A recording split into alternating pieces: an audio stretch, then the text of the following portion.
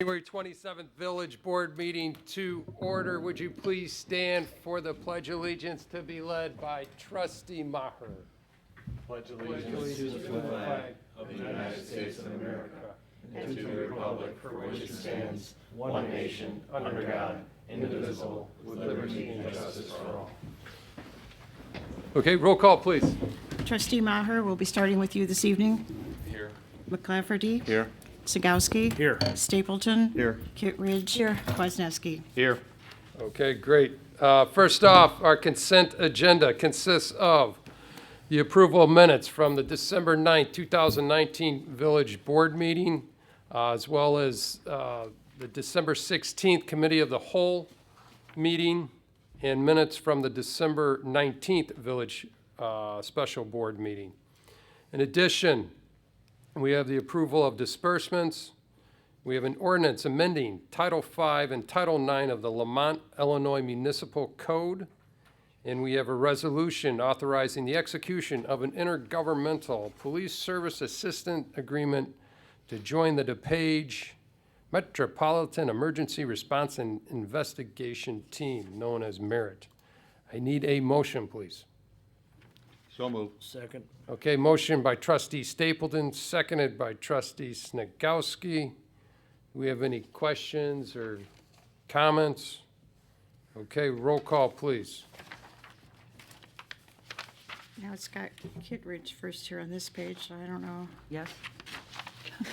Go ahead. Yes. Thank you. Kwasniewski. Yes. Maher. Yes. McClafferty. Yes. Sagowski. Yes. Stapleton. Yes. Okay. Motion approved. Okay. Next up, we have the appointment of commission members of the H-Corps and the police pension. Need a motion, please. So moved. Second. Okay, we have a motion by Trustee McClafferty, seconded by Trustee Kittredge. We're going to approve the appointment of Michael Pinsinger on the Police Pension Board and Rudy Pravdik on the Heritage Corridor and Outdoor Recreation Commission.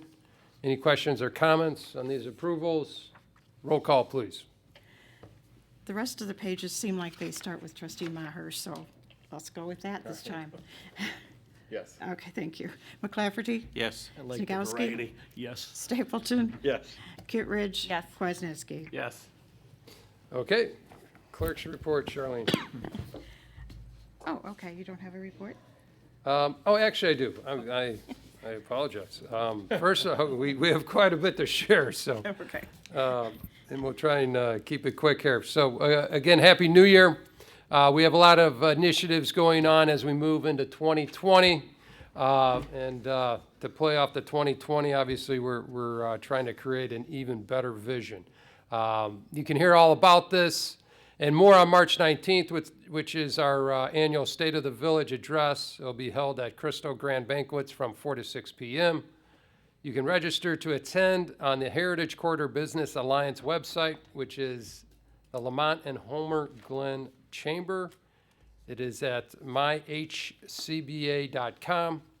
The State of Village address will be taped and available afterwards to view on our Village of Lamont YouTube page, as well as the Lamont Community TV cable channels, Comcast Channel 6 and UVerse Channel 99.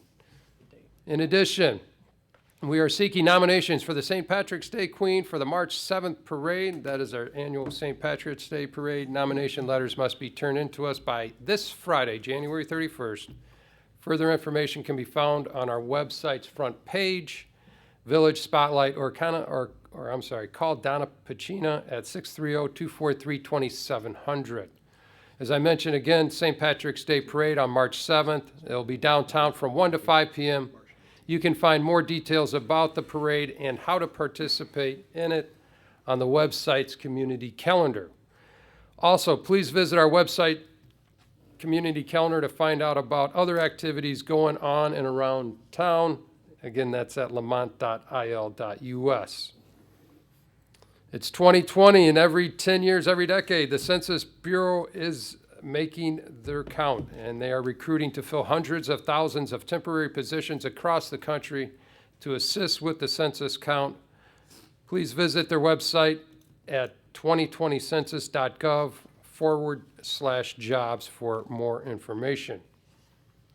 Also, you will also be seeing a lot more information on the upcoming census from us via special village newsletter on our website and on social media. It is important that everyone is counted, and we need everyone's help so that our community gets the funding we need for a number of things like education, emergency services, roads, healthcare, and much more. This year is the first year that you can complete the census form online, and in early March, you will start receiving additional information from the Census Bureau on how to complete the form. So please help us and bring Lamont to 100% as far as the count, and submit your form online. And please encourage your neighbors and friends as well. Also, March 17th is our primary election. Early voting starts March 2nd. So please get out and vote. Obviously, the big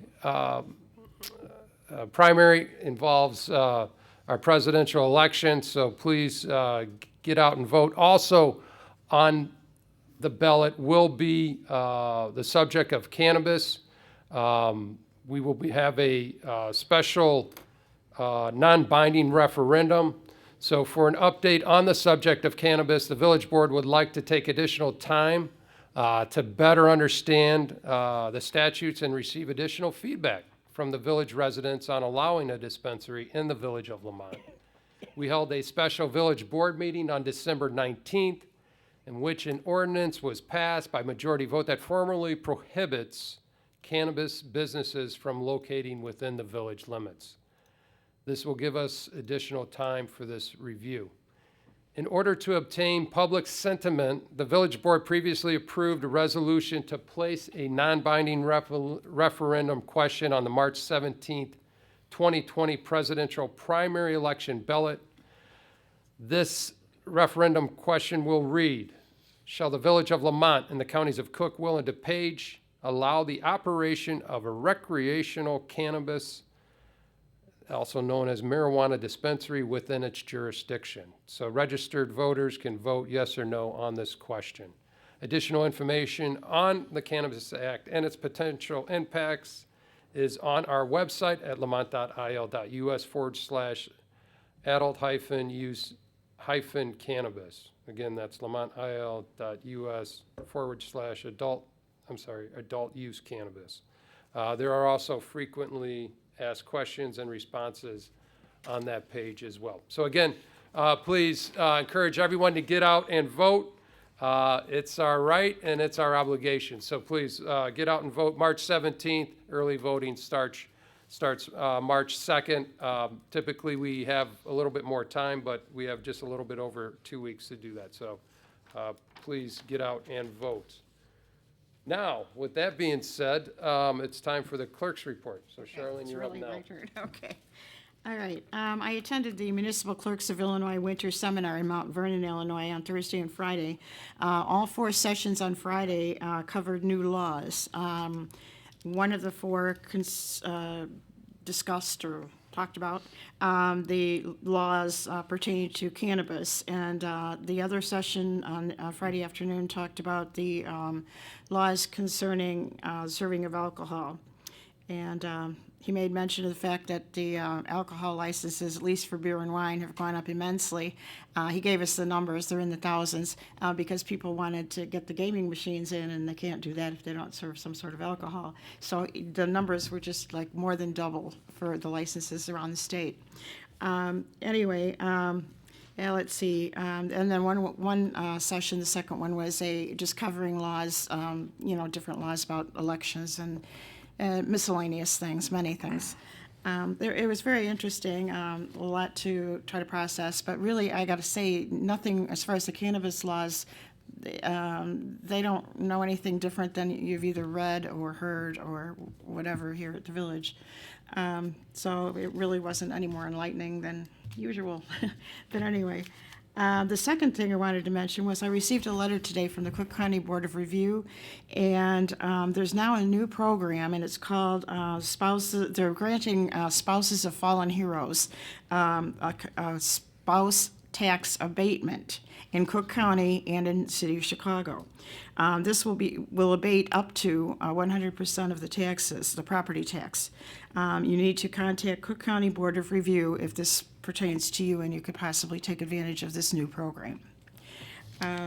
The first ordinance I have to present this evening would be ordinance O-02-20, and this is approving a parcel A real estate purchase and sale agreement with BSTP Midwest Limited. Okay, need a motion, please. So moved. Second. Okay, we have a motion by trustee McClafferty, seconded by trustee Snagowski. Jason, you gonna take this? Yeah, thank you, Mayor. This ordinance and the next two on the agenda all pertain to what we call 83 in Main, the 16 acres that the village owns at the corner of Illinois Route 83 and Main Street.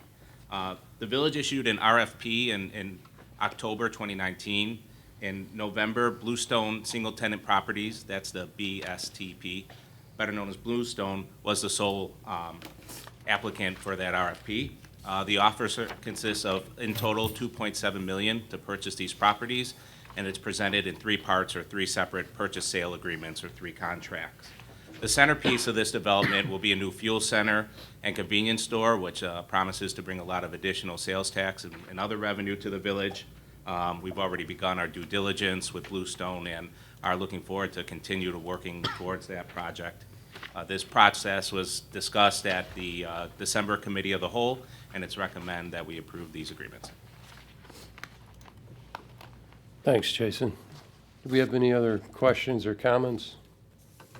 I have a question. Was there anyone else that submitted for this proposal? No, they were the only. And since they've submitted and we closed the period, have we had anyone else call to inquire about the property? We have folks that are interested in purchasing perhaps, you know, one corner of it or a piece of it, but not to take down the whole 16 acres, no. Okay, thanks. And those buyers can work potentially with the developer if they wish? Yeah, there's a price set for each of the parcels. If the parcel's sold for more than what's set in the agreement, there's a share between the developer, Bluestone, and the Village of Lamont. Okay, any other questions or comments? Okay, roll call, please. Maher, Yes. McClafferty, Yes. Snagowski. Yes. Stapleton, Yes. Kittredge. Yes. Kwasniewski. Abstaining due to the potential perception of conflict of interest, even though after reviewing it with council, we don't believe there is one, but we wanted to make sure that we were just being transparent, so abstain. Thank you. Okay, motion approved. Okay. The next ordinance, if passed, would be O-03-20, and this is approving parcel B real estate purchase and sale agreement with BSTP Midwest LLC. Okay, need a motion, please. So moved. Okay, Second. motion by trustee Kittredge, seconded by trustee Snagowski. Jason, anything left to add on this? Nope. Okay, any other questions, comments? Roll call, please. Maher? Yes. McClafferty? Yes. Snagowski? Yes. Stapleton? Yes. Kittredge? Yes. Kwasniewski. Abstain. Okay, motion approved. And the next item, if passed this evening, would be O-04-20, and this is approving a parcel C real estate purchase and sale agreement with BSTP Midwest LLC. Okay, need a motion, please. So moved. Second. Okay, motion by trustee Kittredge, seconded by trustee Snagowski. Jason, all good here? We're good, yes. Okay. This will start the due diligence period, and again, we're eager to get this process going and continue to work with Bluestone, IDOT, and the rest. In this due diligence period is 180 days, is that correct? Correct. With the ability to extend it another 180 days. 180 days. And again, we've talked quite a bit about this, but should go without being said again that this property, village-owned, quite a bit of investment in it, very excited to get it developed. We have the ability in short order to recoup our investment. I believe when it's all said and done, it could potentially bring in an additional $1 million in both sales tax and real estate TIF money, a little bit under $1 million. So within several years, we will be in the black. And again, the TIF will have at least, I think as of right now, at least 20 years or more left on it. Is that correct? Yeah. So potentially, everything is gravy after, that 6 or 7 year period, depending on, what you count as being invested. So we are very excited as a board to get this land developed. It was very questionable as far as what was there. The majority of it was unincorporated, questionable adult establishment, businesses, to put it lightly. And there was quite a bit of industrial there as well. So this is a gateway to our town on the northeast side. It's great to get it cleaned up. It's great to get, some use out of it. So I think as a board, we're very excited. So any other questions or comments? We didn't take the vote yet, I don't think. No, we did not. So any other questions or comments before we have the vote? No. Okay. Roll call, please. Maher? Yes. McClafferty? Yes. Sigowski? Yes. Stapleton? Yes. Kittredge? Yes. Kwasniewski? Abstain? Abstain, okay. Okay, motion approved. So now it is official, all three. Yes, I know Chris has it budgeted, I think, to sale in next year, so we're excited to put this in our next budget. And the sale is $2.7 million, correct? So, again, And Jason, correct me if I'm wrong, the due diligence period officially starts today. Bluestone, we've been in contact with them for the last several months, going way back to when a development service agreement was approved to start looking at the site. They're working on it. They give us updates bi-monthly. They're working with IDOT currently on curb cuts, and they're working on stormwater with their adjacent neighbors. And so there's been a lot of work already. They have a head start on the due diligence. We hope it doesn't take 180 days, but as we experience anything through IDOT, MWRD, these processes take a while, so this 180 days will give us that opportunity. Correct. okay, great. And again, my math was, we get 2.7 million at the beginning, then we get potentially $1 million a year. So we could be made full within 5 years potentially, right? So, okay. Yep. Okay, with that being said, village attorney report. Mike, you got anything for us? I have nothing. Okay, George, administrator report. Yeah, thank you, Mr. Mayor. Just a brief comment on the calendar coming up. We had to cancel our first meeting of the month. We had a holiday mixed in there, but we're going to get back on our regular village board calendar for February. February 10th and 24th will be formal board meetings. We had to move our committee of the whole for February to February 18th. We'll get that on the website. I think it's already on. That'll be an important meeting. That's a committee of the whole. We're going to discuss capital projects. We just last year obviously passed a 1% sales tax referendum to fund capital projects. This will be the first year we'll get a full year of revenues in the fund for those uses. So February 18th at a committee of the whole, we are going to have that meeting, and that's our first substantive budget meeting. We had a forecasting meeting last month. The departments are starting to work together on putting together those budgets for the upcoming year and 5-year capital plan. There's going to be 2 public hearings that after you see the budget that's available in February, March 9th and 16th, 9th and 23rd. Chris, correct? She's doing dual role today. So we'll get that on our website, but please come out, try to stay involved.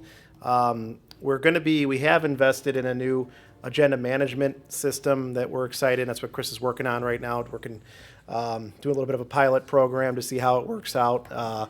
Again, just trying to find easier ways for the public to view our massive packets. Some of these packets are 300, 400, 500 pages long. We want to put it in a format where you can actually see what you want to see when you want to see it, and keep updated on village businesses. So keep on the lookout for that in February, and try to stay. Look at our website. We're going to be sending the newsletter out, as the mayor mentioned, a special newsletter to talk about the census and also the referendum coming up. Try to stay involved. If you have any questions, try to give us a call. Give me a call. Give the mayor, Mayor Gofsky, email us, and we will get back to you. Thank you. George, Thanks. when will that letter be coming out, the newsletter? The newsletter will be in the next 3 weeks, so we'll be finalizing it. It'll go online first, And then the mail usually takes a couple weeks longer, but enough time for early voting. Great, thanks, George. Okay, next up, any board reports? Staff reports. Ralph, Chief? Do. All right, Ralph. Thank you, Mayor. Just real quick, I wanted to thank our residents for the cooperation during our snow events this year. Whenever we can get the cars out of the streets and into the driveways and the garages, it helps our crews remove the snow more efficiently and safer. So I do appreciate that, and the crews appreciate that, if you can get your cars off the street, if possible, just into the driveways and into the garages. That's all I have, sir. Thanks, Ralph, and thank you to you and your team. They do a great job, so appreciate it. Chief? Thank you, Mr. Mayor. I wanted to talk about our new license plate readers that we just installed at a couple places around town, and to talk about what they are and, more importantly, I guess, what they're not. So we installed the first couple cameras on State Street just north of the downtown area. These license plate readers are cameras similar to what you'll see used on the tollway, where they just record into a database the license plates of cars that pass them. So they're not full motion video cameras. They're typically used almost exclusively if we have a crime around a location, where we can go back and see what vehicles traveled through there, so that we can use those as leads to solve crimes. Those are typically 90% of what we're using those cameras for.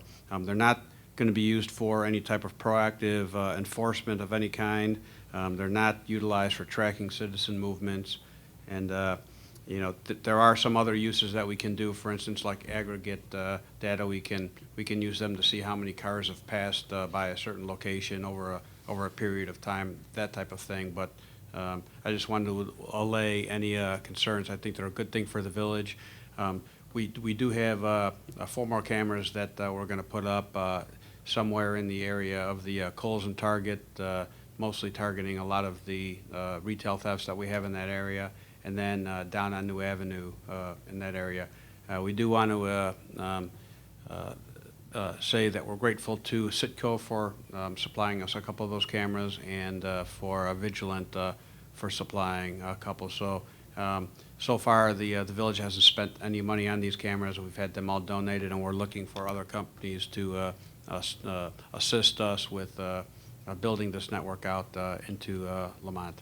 We only have a few areas of egress and ingress in and out of Lamont, and it would be good to get cameras around the town. And we've been looking to do this really since I've been here. We talked about it early on in 2015. It's just taken us this long because they're expensive. We didn't have the money. Thanks, Chief. Chief, And- I have one question. Yeah. Will it flag if somebody has a warrant out on them? Those are typically the mobile units. Since these are fixed, it has the capability of doing that, but we'd have to continually update that with those systems, and then we'd have to have officers close by. So that's typically not going to be a use for the fixed system. That's typically the mobile systems that are driven around, and attached to the bumpers of vehicles. Chief, how about the,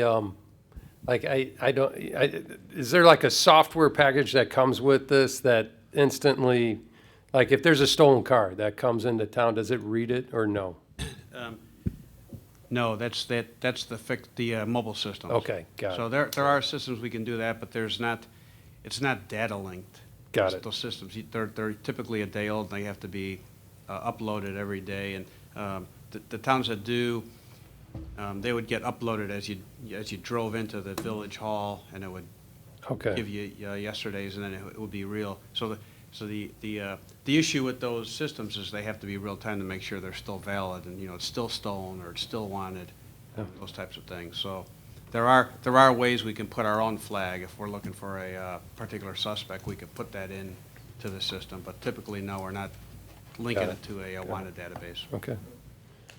And again, great job on the burglary case at the jewelry store. We appreciate the great work by your staff, so. How did their bond hearing go? You know? I don't. Those two, oh. I just wondered if they were bonded out or not. No, they were. They were. They got bonded, $1 million bond? yeah. $1 million bond? No? Interestingly enough, that's one of the governor's initiatives this year is to eliminate bail, which is what we're talking about. All right, okay. All right, any other staff? Okay. With that being said, it's now time for audience participation. Anyone in the audience is out there? Now's your time. Hope Jerry's okay. John, do you want him to go to the podium then? Yes, yes. Everyone's at home watching, I know, so. Next up, any unfinished or new business? I got one item just because of the topics covered tonight under unfinished. And we have any update on the cameras at Timber Knolls? So Demi Lovato singing last night, just brought those things to mind. We had that agreement with them where they were supposed to work on getting cameras.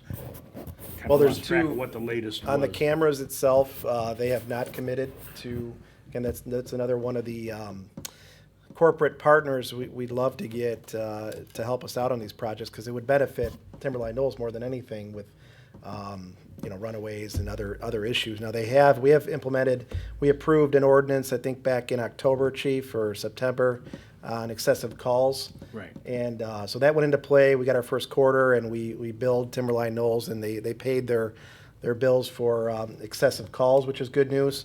And they're one of the only businesses that really reaches the threshold, right, Chief? So that's one step of the process. They have not committed to the capital side. We'll follow up again.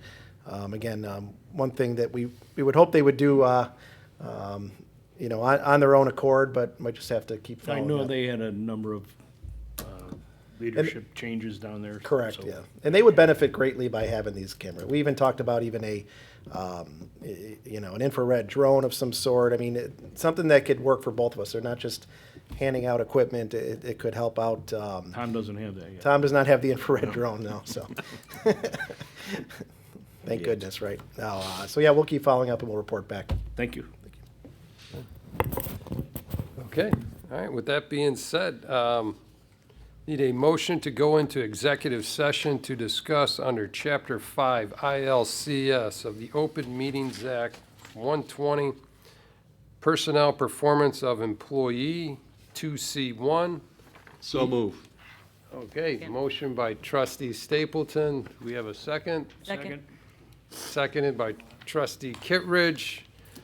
Roll call, please. Maher? Yes. Clafferty? Yes. Snagowski? Yes. Stapleton? Yes. Kittredge? Yes. Kwasniewski? Yes. Okay, motion approved. We are now exiting our public session and moving into executive session.